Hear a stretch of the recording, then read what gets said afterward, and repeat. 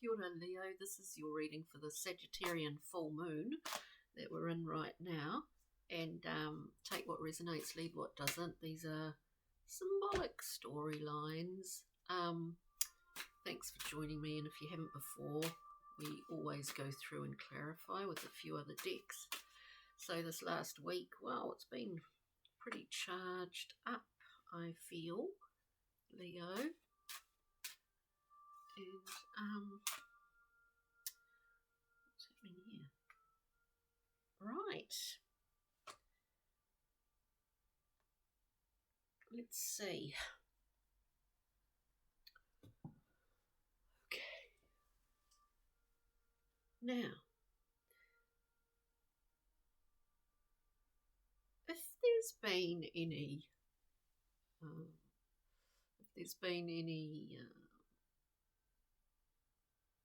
frustration, or maybe it's not so much frustration, it's having a little hurdle to overcome. Don't worry too much. I mean, I know that sounds pretty inane, but certainly not meaning to be condescending. But Leo, keep going, keep going. We've got the Eight of Cups here. You know, this is creating, to a certain degree, a level of distance, a buffer between you and the external world. I mean, in terms of energy, emotions, psychic, sort of your psychic self, to have a level of objectivity, and it isn't disconnection, it's just objectivity in the Eight of Cups. It's very good. There's a neutrality within that card that gives you a larger level of, you're not getting distracted, you know. It gives you a large level of remaining focused. We've got this Knight of Swords, very fast, propelled forward, and has a target in sight. Key word here is objectivity. This knight is driven towards the particular goal, target, and will take any opportunities along the way to get there.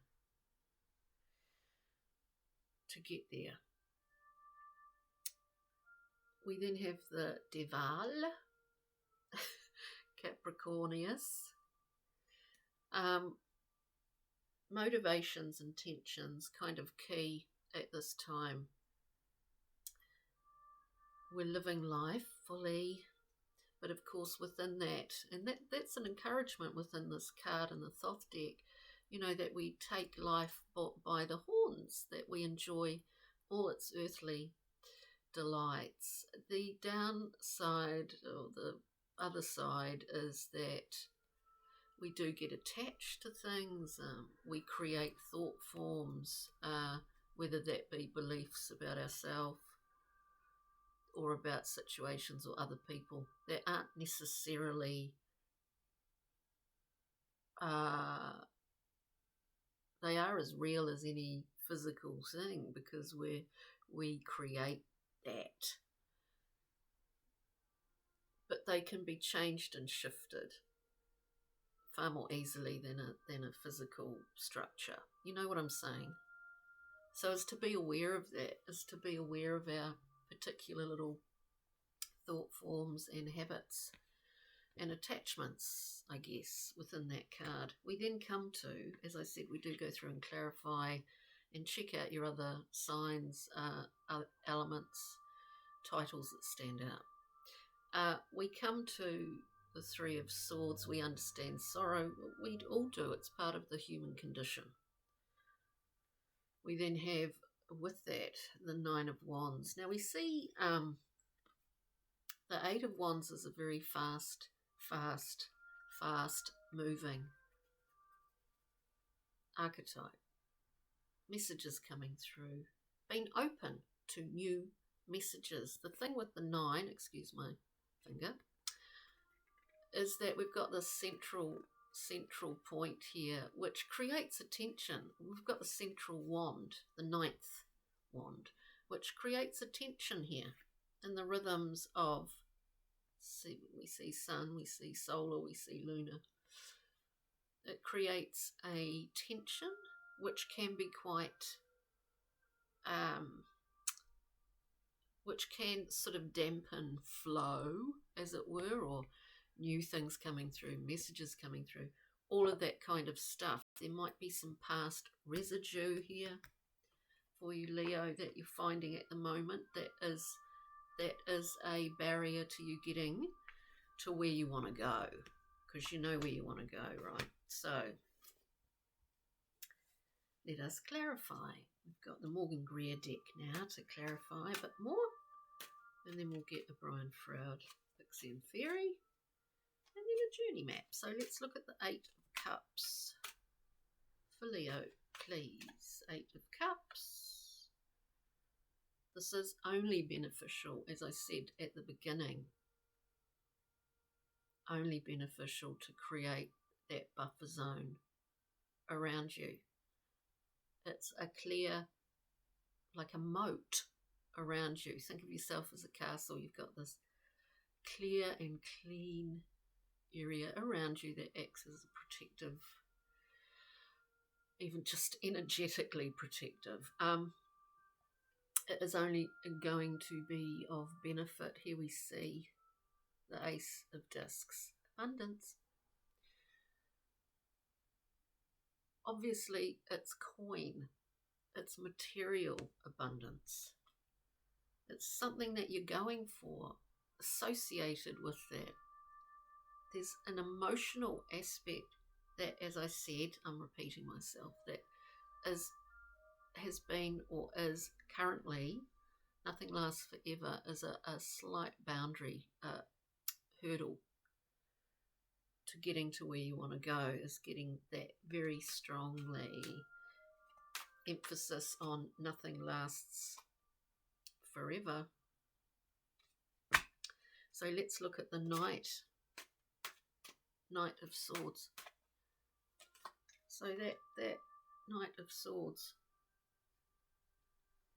So yeah, Leo, on one hand, we've got this desire, 6 of Discs, free flow, generosity.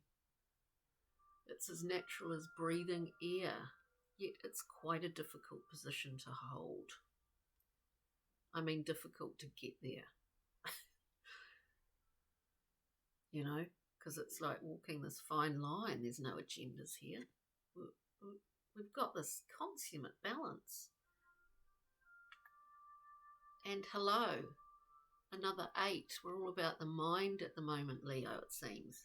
8s are all about those thought processes, not all of which can be necessarily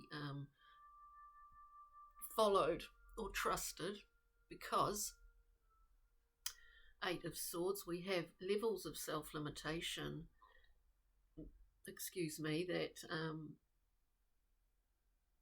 that aren't necessarily real. This is the consummate card of self-limitation. This figure is not bound. They can walk away at any time. They can change the story at any time. Look, there might be a Leo out there who's struggled with addictions, come in many forms, and they can be behaviours, substances, whatever. We're all addicts to a certain degree, aren't we, in terms of our habits or whatever, but there might be a Leo out there, you know, that struggled with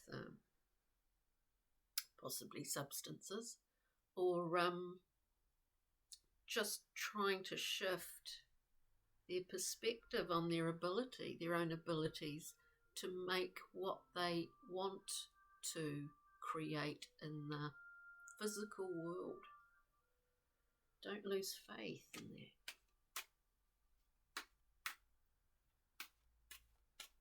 that. as I've said all along in this reading, that there is an emotional sort of hurdle that you are in the process of overcoming. Yes, that's correct. Yes, that's correct. We've got the card of healing, the star, very Aquarian card this is. Mixing of the waters here. We've got the Pleiad, the Seven Sisters up the top. We're coming up to Matariki here. It's that time of the year, solstice time. The Pleiades.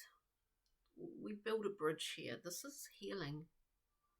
It's wishes and desires coming to fruition in its literal form, literal sense, simplistic sense, I guess. It is ultimately being stripped back, surrendering, and in the process healing some things that maybe have been required to heal in order to move through this little hurdle, excuse me. We have the Tower here as well. Now we're looking at the Devil here.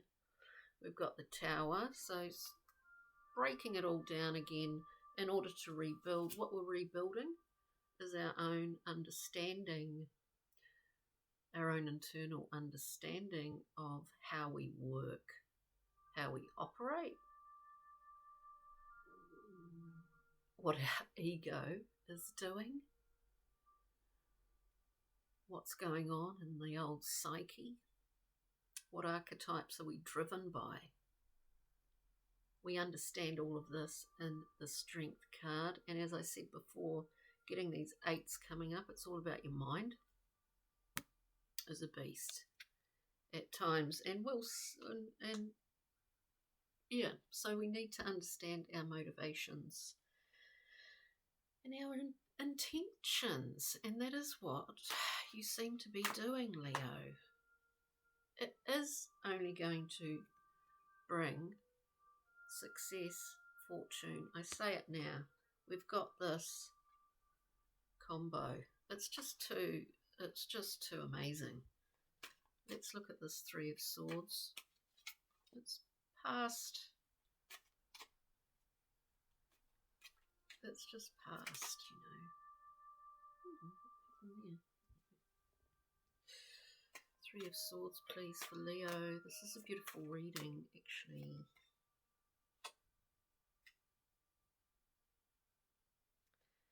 We can keep the balance. We do keep a balance often when there's a lot of movement going on around us. In the end, a decision is made and we move on from that point. So we're looking at the Three of Swords. It is called Sorrow in the Thoth deck. I see it as a piece of the past for you, though we carry that within our body, don't we, often? Two of Discs, holding a balance when there's a lot of movement. There's tension again in this. We know at some point we move on from here. We make a definitive decision and we move on from this Two of Discs. You are equipped with the gift of this Ace to make a definitive decision, dear Leo. And can we look at that Nine of Wands, which again is a card that holds a level of tension. There might be Leos having to go back to memories of childhood. People coming back from the past. Old habits of